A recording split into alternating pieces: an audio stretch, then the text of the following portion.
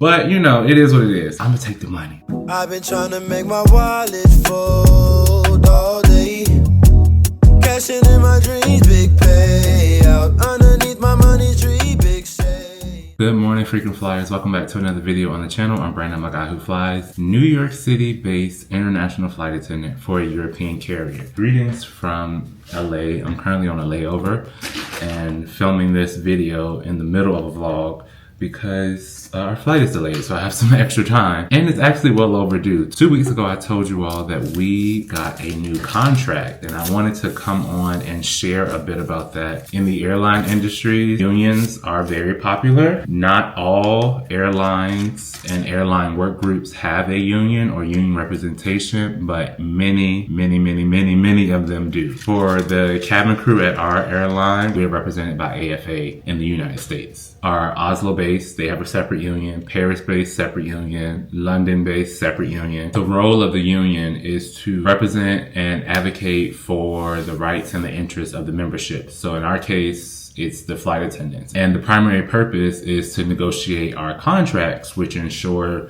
fair wages, benefits, working conditions, advocate for job security, and safety standards. Our airline is new and we have had union representation since the very beginning. Typically your contract, they're gonna vary how your airline and your union decides the length of the contract, but our first contract was for 3 years and it doesn't expire. It just became amendable on November 1st, 2024, which meant now's the time where the union can invite the company to come back to the table and renegotiate some things, add things, take away things. That was kind of like bad timing because it was right going into the holiday season. So it was after the holiday season where the union started collecting all the feedback from the members. Here's a list of things, prioritize them in the order of importance. What do you feel like we should be targeting? What should we be going after? Soliciting feedback from all of the members. Then they went to the table with the company and surprisingly, they were able to negotiate a much better contract than the previous one that we had and do it in a time wasn't very long. Historically, some airlines battle with the company for up to years trying to settle on just the basic terms of a contract that they can put to a vote. We didn't have that issue. I think partly it's because we're new. Things are very fluid in terms of our operation, so that didn't take long. The union met to share the details of what the tentative agreement were with the membership. They had a lot of town hall meetings. We were able to ask questions. We were able to give feedback. They were able to go back to the company, do what they had to do, and then it was put out for a vote. I was actually on part of the hustle team that was like going after flight attendants, like, have you voted? Have you voted? Are you aware of the TA? Do you know what it involves? Do you have questions? What do you need to know to get you to a vote? Voting is private. Flight attendants go in and privately vote. Yes, they agree to the tentative agreement as is written, or no, they don't. And with a 92% yes vote, our TA passed May 14th and it went in effect May 15th. It's a very long document that I will not read to you, but I did want to go over some of the highlights. So I'll now be looking down at my notes. Some of this is still the same and some of it is different. I think there's a benefit in me just kind of sharing it to clarify what it looks like for me to be US-based cabin crew, but I work for a European carrier and I follow European standards and regulations. I don't follow FARs because I work for a European airline. A lot of verbiage and how to is like European. It's not. It's a different way of life than flying in the US. It opens with job protection, which is so important for us. As long as the company operates flights to the US, they must employ a certain percentage of US-based cabin crew. The next part is merger protection. So in the event of an acquisition of another airline or another airline acquiring our airline or a merger of two airlines, to their best efforts, integrate the seniority list. You don't want to just say, oh, everybody from this airline is at the top and everybody from this airline is at the bottom. There has to be some way to integrate the two seniority lists. The best section, the one that everyone goes to first, compensation. So in terms of raises, we're looking at a 3.5% raise the first year, a 3.5% raise the second year, and a 4% raise the third year for a total of 11% over the course of this contract, which is again for 3 years. Our monthly guarantee of hours continues to sit at 60. That means if you fly 20, you get paid for 60. If you fly 58, you get paid for 60. Anything above 60, you're paid on top of the 60 for all of the extra that you fly. Our current block pay, which is what we are paid door closed or door open, has increased. I just got a raise because my seniority anniversary was in March, and so I went up to 4105. But as of now, I just got a contract raise, so now I am up to 4249. I'm a little bit bummed. Contract ratification date is so close to my seniority dates because I'm basically going to get raise, and then once I get the raise in May, I won't get another raise until March. Previously, our contract was ratified in October, so it was a little bit more balanced where it felt like I was getting a raise every 6 months because I would get one in March and then I would get one in October. But you know, it is what it is. I'm gonna take the money. It's just a small thing to know. Okay, so I will take a moment and explain this chart because a lot of people seem to struggle with it. Being unionized, you're entitled to 2 raises per year. You get your contract raise, which each year that the contract exists, you get a raise. And then you get a seniority raise for each year that you're with the company. Reading this chart, the contract raises go from left to right.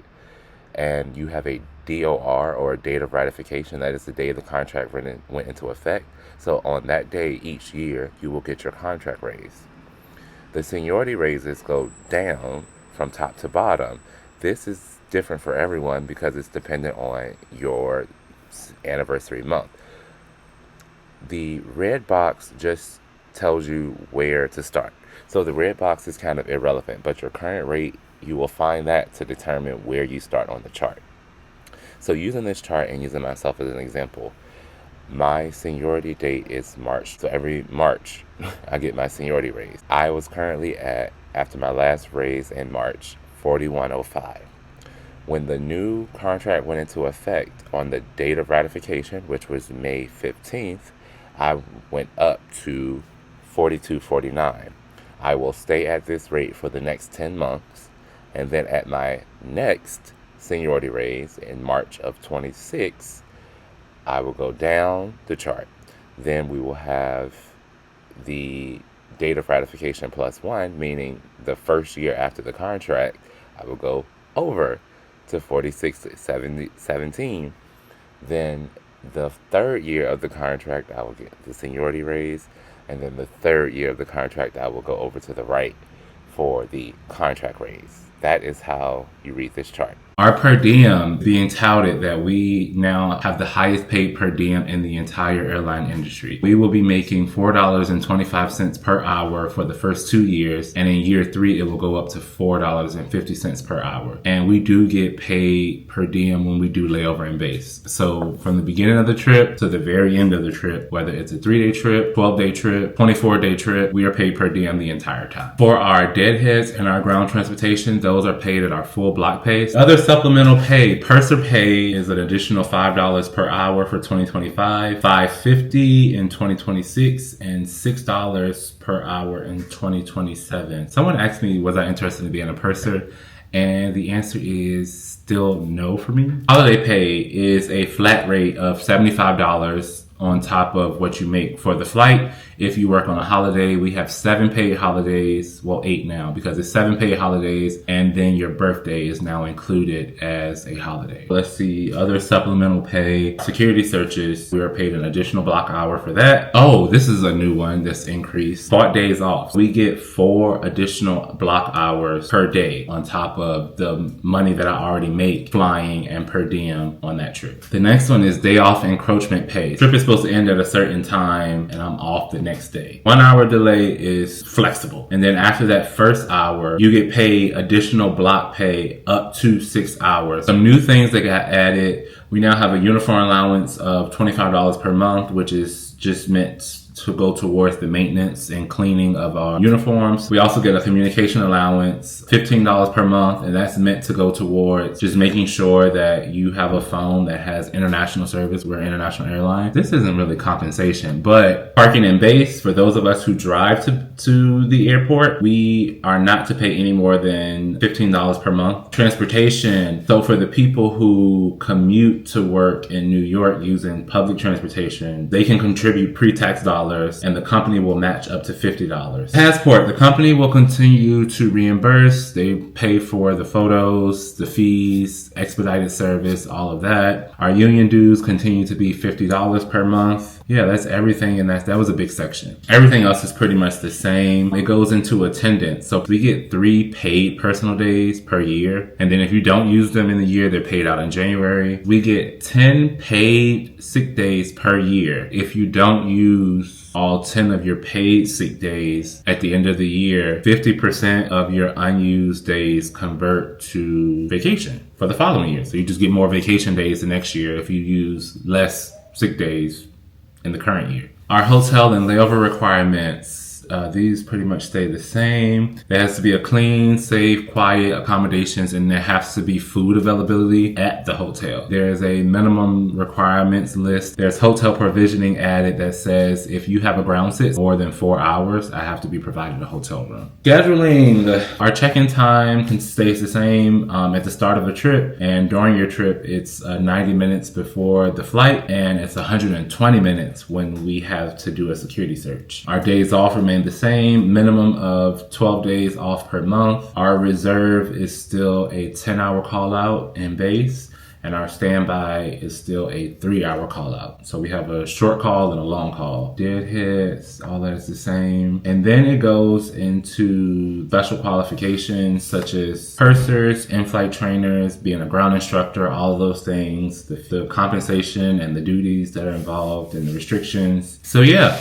that is me rambling for 20 minutes about our new contract. Thankful to the negotiating committee for the work that they put in to get improvements that we got coming from our previous contract to this contract. And hopefully I'm around for the life of this contract to see the next one. Very briefly, wanted to share my June roster with you all. Again, this video should have came out like a week ago, but here we go. They have your boy working. I finished May with this current trip that I'm on of 9 days. The first 4 days were in May, and then it carried over 5 days in June, with the bulk of the hours being in June. Then I originally had 6 days off before I was supposed to start a 7-day work trip. Then I was going to have 5 days off before I started a 6-day trip to close out the month. And it's so much Athens, which was a lot of credit. This schedule was worth 98.5 hours. So I was like, whose idea was this? As of today, June 2nd, the company just took away one of my trips. I guess they realized like, yo, you have too many hours. So they've already taken away my trip on the 27th, and I'm left with a standalone trip. I don't do standalone trips anymore. I need long trips if I'm commuting in the summertime. I do need to make some modifications because I'm supposed to be in Paris for a friend's birthday. The 4 days that I requested off, I got the first 3, but not the last day. I have oral surgery. Essentially, I'm trying to clear my entire schedule. Everything from the 12th through the 26th needs to go. I can do what I need to do. Then I will rebuild my schedule at the end of the month to get my hours back up.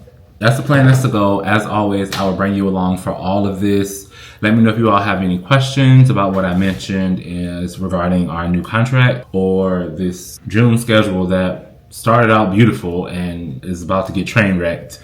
And I will do my best to answer them. I'm Brandon. I'm a guy who flies, and I will see you all the next time.